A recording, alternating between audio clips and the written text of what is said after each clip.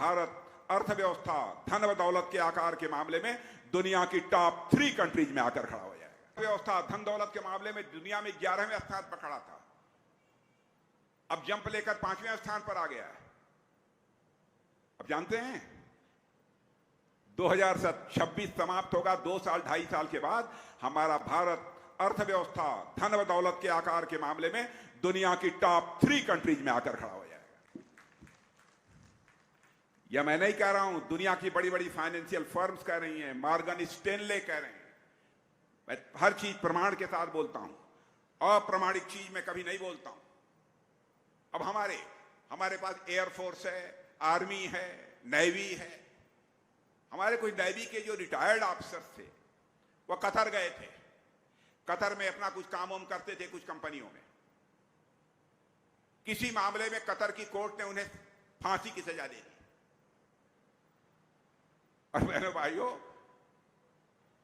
बहुत संकट की स्थिति पैदा हो गई। चाहे जो भी हो, हर के बावजूद हमारे भारतवासी थे और सारे परिवार के लोग मानकर चल रहे थे कि अब चूंकि दुनिया के दूसरे देश में फांसी की सजा हुई है, अब हमारे लोग बच कर नहीं आएंगे, उनको फांसी की सजा दे दी जाएगी।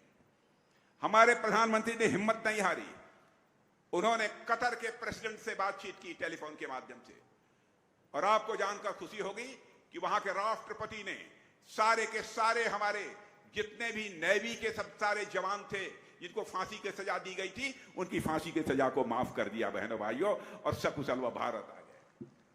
कोई ऐसा अपराध नहीं किया था उन्होंने कि उनको फांसी की सजा दी है। मैं विशाखापट्टनम गया था, वहां पर मेरी सभा थी। मुझे देखकर उन जवानों को जब मैंने ये चर्चा की, कुछ जवान खड़े हो गए, हम ही कतर में थे जिसे फांसी की सजा दी गई थी। यह है भारत की ताकत। और ये कांग्रेस के लोग, अरे रंश मात्र भी कम का आंखों में थोड़ी बहुत हया होनी चाहिए। हमारा देश यदि सर्जिकल स्ट्राइक और एयर स्ट्राइक करता है तो हमारे सेना के जवानों से प्रमाण मांगते हैं, प्रमाण दो। सारी दुनिया स्वीकार करती है। भारत के सेना के जवानों ने अपने शौर्य और पराक्रम का परिचय दिया है। और हिंदू मुसलमान का भी कभी कभी इधर करके प्रधानमंत्री को बदनाम करते हैं। बहनों भाइयों सुन लो, आप अपने प्रेस के दोस्तों से भी कहूंगा, इसको भी पता लगा लीजिएगा। अरब के 5 देशों में उनके यहां का जो सबसे बड़ा सम्मान होता है वो दुनिया में शायद ही किसी को मिला होगा।